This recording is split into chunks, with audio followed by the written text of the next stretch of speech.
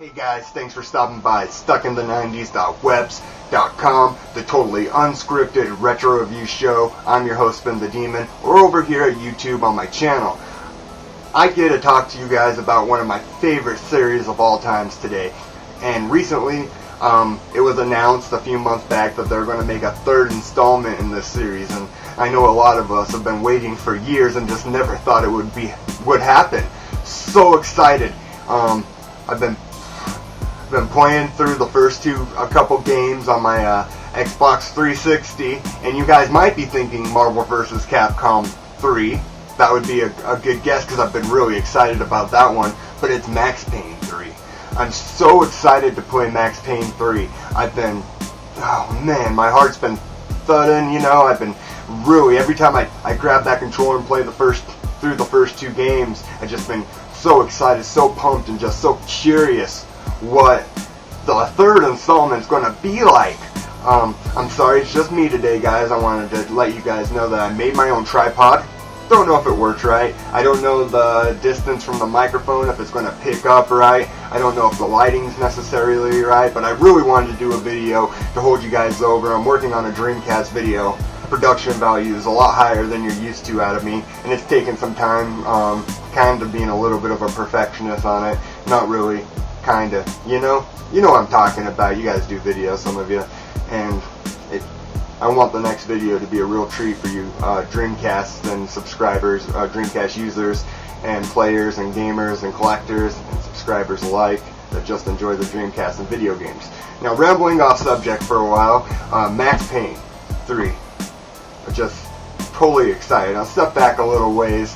I remember this game, all this hype for this new PC game, Max Payne. The guy who, the team and the guy making it, really influenced by The Matrix, really influenced by Johnny Woo films. So there's going to be a lot of slowdown, right? There's going to be those dodging bullets, really good gunplay, and there's just a lot of hype for this game over the years. I'm not a big PC gamer, but I usually had a pretty decent PC all my life, so I was thinking about even getting this when it comes out and playing it through on PC.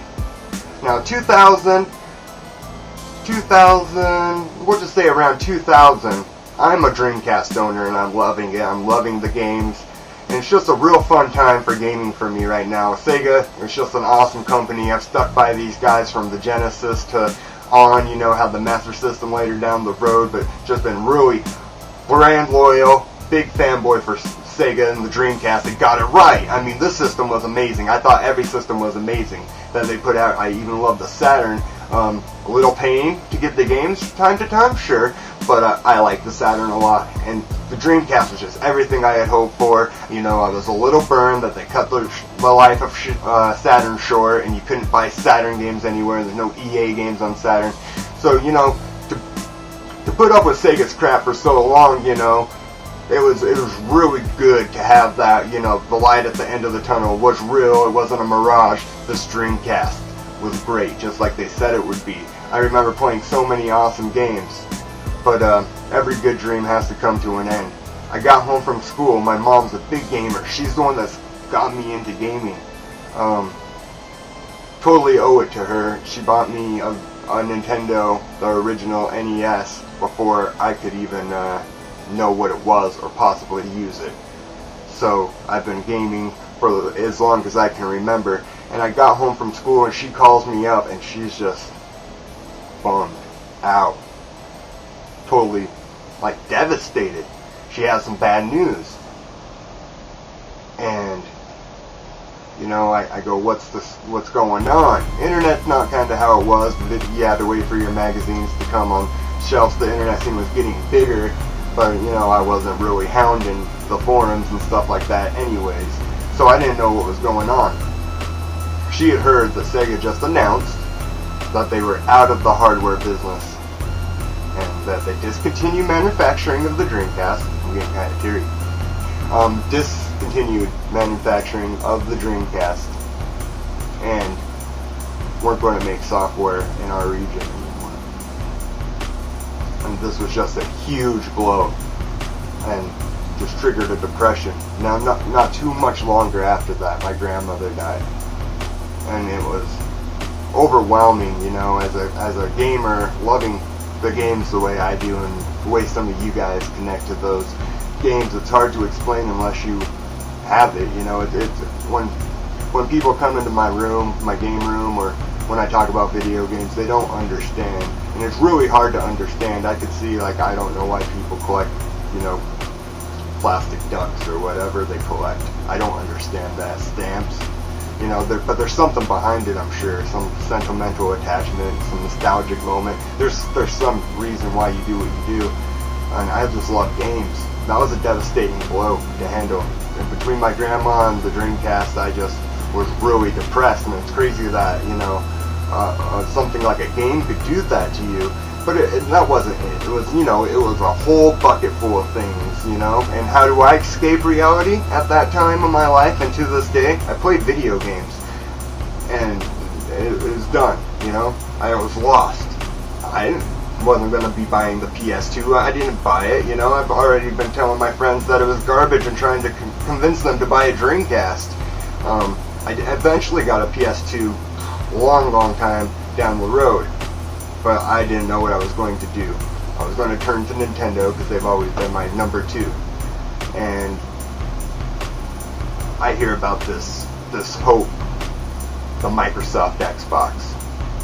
And the story goes somewhere, I promise. But the Microsoft Xbox was announced, and Sega had all kinds of plans up, around, and after the launch of this system to have games, and then the launch price, and I knew it was out of my reach. I didn't even begin to ask for this system on launch. Well, it was a normal day. The Xbox was released. A normal day. I went home, you know, went to school, got home, started playing some Marvel vs. Capcom. I remember I was playing Marvel vs. Capcom 2 for the Dreamcast and really playing it through because they came in my room, opened up the door, and they were talking, and I really wasn't hearing anything that they were saying. I was playing that game, and they said, you know, you've been going through a lot, we just want to give you something for you. So I turn around, and it's just this big box and a bag, this big box wrapped. So I take the bag off, and it's an Xbox.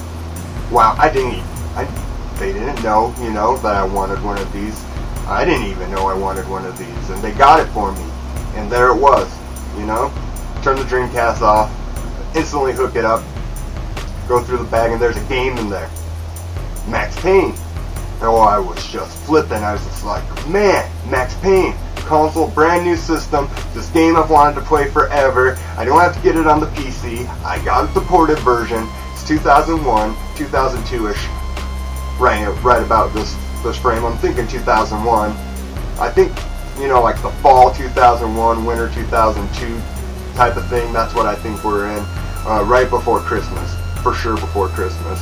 And oh man, I just couldn't believe it. There was no holiday or anything. I hooked it all up, and my mom's like, I'm sorry, Jeff, this thing was a lot more than we anticipated.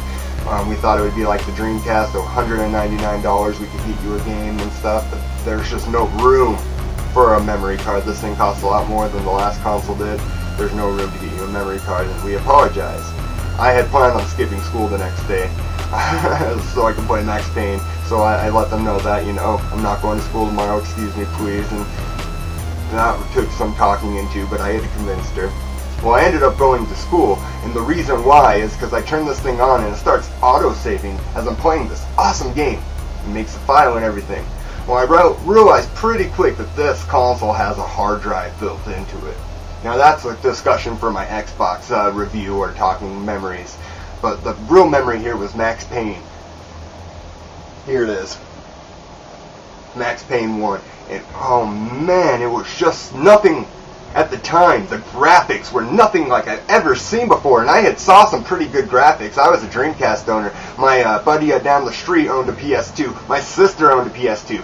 I was seeing Gran Turismo games, you know, or previews for that type of game. I don't know if it was the Gran Turismo 3 necessarily, but I saw those games later down the road and some of the launch games like Giants and stuff, so I was familiar with good graphics. And this Xbox is just something else. I wasn't really crazy about the controller, but they redesigned it later, and now it's one of the more comfortable controllers, the Microsoft 360 controller. But this game right here, I was just so blown away by how great it was. The story was gripping. The scenes were like these graphic novels, and at first they were a little bit weird, and I didn't know how I liked them, but they so grown just like a fungus on you, and it just grabs you in, it just pulls you in. And I had so much fun with it, from collecting pain pills to not heal yourself, no, just to get through the pain a little bit more, to get your vengeance. The story was gripping, the voice acting was great. It was just an overall good experience. So 3's coming out. Last night I beat Splatterhouse for the PS3, so I decided to pop in Max Payne on the Xbox 360. And yes, Max Payne 1 and 2 are playable on your Xbox 360 console. At least mine are. They're backwards compatible. Check and see if yours is, but this game should work, and it's very, very affordable. In fact, I got this replacement copy for 99 cents complete. I'm not joking, it costs less than $2 for them both at the local game shop. So I'm playing it through, and man, I forgot how good it is. Man, this game is good. It's just, even today, the graphics are blowing me away. And granted, I'm playing on a 360, and the control's better because the control feels nice.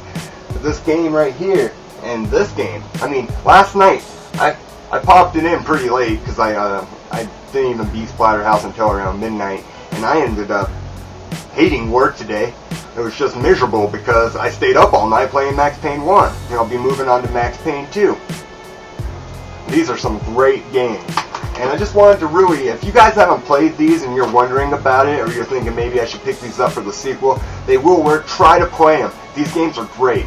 Published by Rockstar, both developed by Remedy. These games are something you want to play. I mean, they're so fun, and you might not like them. They're only a couple bucks, you know, what can you lose? Now, don't be blown away if you saw that movie and didn't like it. The story kind of is right, you know, so you kind of got an idea what's going on. That kind of stays pretty true. But the movie didn't give you enough bang for its buck, in my opinion. So don't judge the games by that movie. And I was thumbing through this book. You guys might have seen that we're playing every game in this book, and we've been talking about this. It's 1001 video games to play before you die. And Max Payne is one of the featured games. I hope you enjoyed the screenshots of this game that I've been posting up around this video, and I hope that you guys give it a chance. And even if you don't, you know, I'm so pumped up about this release. I'm just so ecstatic. I had to share it with somebody.